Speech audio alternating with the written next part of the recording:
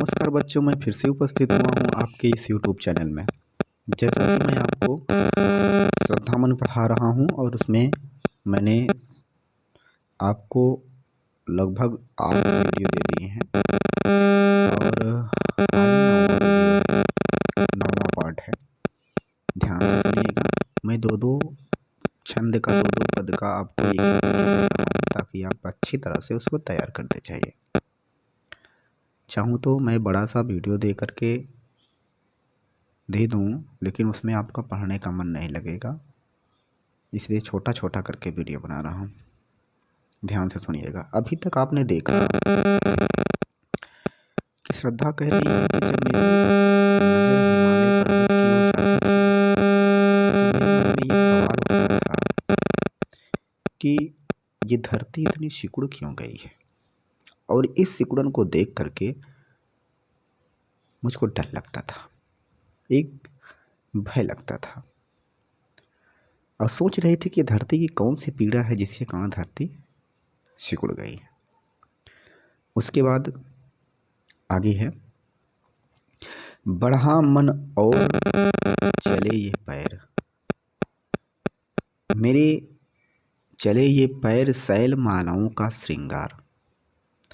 तो यह मन में मेरे जानने की इच्छा थी कि मैं देखूं जाकर के हिमालय के पास में आखिर ऐसी कौन सी पीड़ा है धरती की जिसके कारण धरती यहाँ पर क्या हो गई है, सिकुड़ गई है। और मैं शैल मालाओं का श्रृंगार, मैं हिमालय के शैल मालाओं की सुंदरता को देखने के लिए आगे चल दी। बढ़ा मन, मेरे मन में इच्छा हुई कि मैं जाकर उनको पास से देखूं। चले ये पैर, और मेरा पैर हिमालय की मालाओं को देखने के लिए आगे बढ़ जाते।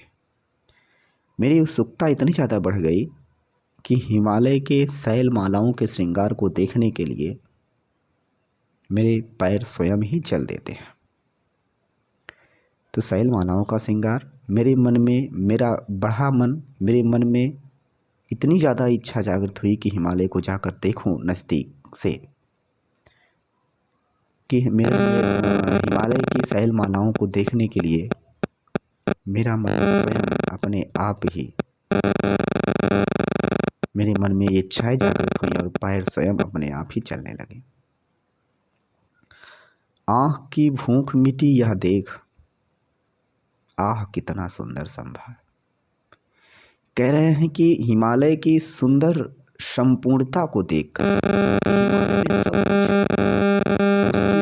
संपत्ति को देखकर, आह कितना सुंदर संभार, उसकी सुंदर संपत्ति एवं संपूर्णता को देख करके, संपत्ति कह सकते हैं या तो संपूर्णता कह सकते हैं, संभार।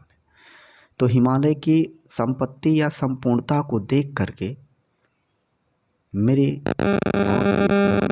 मतलब मेरी आंखें जो बार बार हिमालय को देखना चाहती थी, आज उसकी प्यास मिट गई। तो हिमालय की संपूर्णता को देख करके मेरी मन की या मेरी भूख मिट गई। जो बार बार मैं हिमालय को देखना चाहती थी, वो मेरी देखने की इच्छा क्या हो गई, अब समाप्त हो गई। तो बढ़ा मन और चले ये पैर, शैल मालाओं का श्रृंगार। मैं इतना अत्यधिक उत्सुक हो गई हिमालय को देखने के लिए कि मेरे मन में इच्छाएं जागृत हुई कि मैं जाऊं, जल्दी से देखूं, और मेरे पैर हिमालय की शैल मालाओं को देखने के लिए रुक न सके और आगे स्वयं ही अपने आप चल दिए। आँख की भूख मिटी यह देख, आह कितना सुंदर संभार। और यह देख करके, क्या देख करके, हिमालय की सुंदरता को देख करके, हिमालय की सुंदरता और संपूर्णता को देख करके, हिमालय की सुंदरता और संपूर्णता को देख करके आँख की भूख मिटी, मेरे आँखों की भूख समाप्त हो गई। हिमालय की सुंदरता और संपूर्णता को देख करके मेरी भूख क्या हो गई, समाप्त। ये रहा पहला आज के वीडियो का।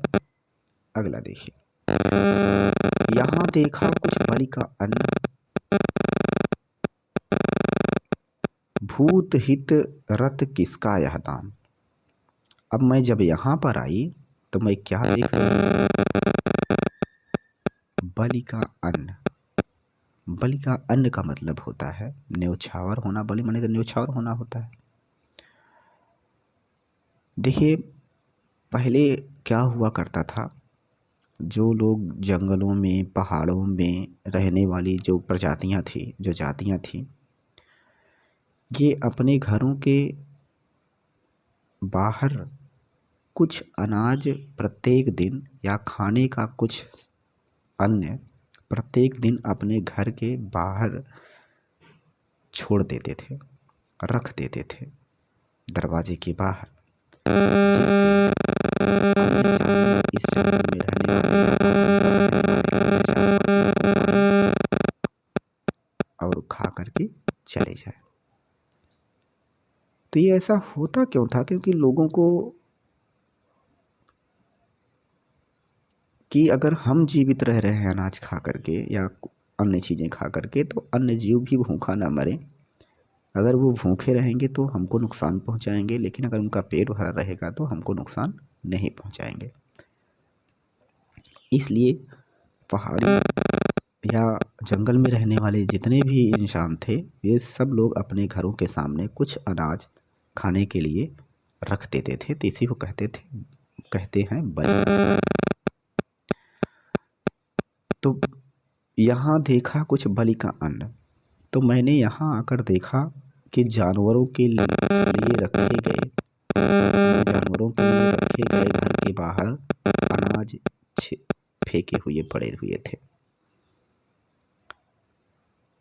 मैं सोचने लगी कि भूत हितरत किसका यह दान, कि आखिर इस निर्जन स्थान पर कौन है जिन्होंने ये दान, अन्न का दान दिया है, अन्न का दान किया है। क्योंकि इस धरती पर तो संपूर्ण रूप से प्रलय आ गई है, हर जगह जल ही जल दिखाई दे रहे हैं, इंसान तो था ही नहीं। कहीं ना कहीं यहाँ पर कोई जीव जरूर होगा जिसके कारण जो मनुष्य या कोई मनुष्य प्रजाति जरूर होगा जो जानवरों के लिए दान दिया हुआ है, अनाज रखा हुआ है। तो मैं सोचने लगी आखिर यह किसका दान है, कौन इस अनाज को रखा है। तो इधर कोई अभी सजीव, तो मुझको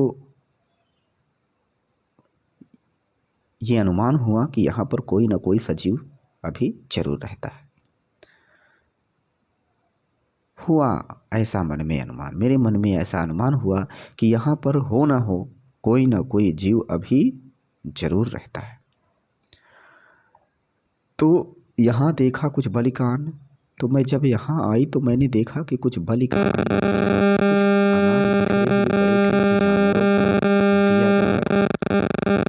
अपने दरवाजे के बाहर छोड़ दिया जाता था।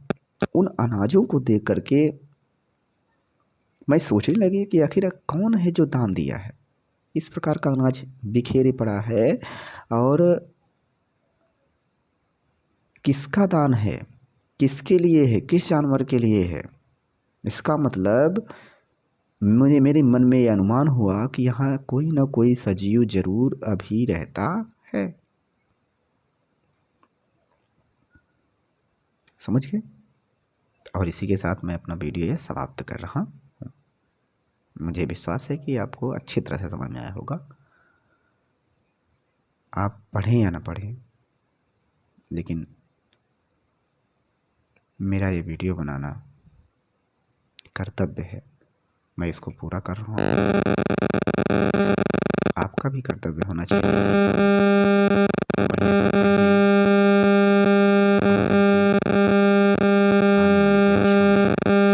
अच्छे से अच्छे अंक लाएं। मैं अपने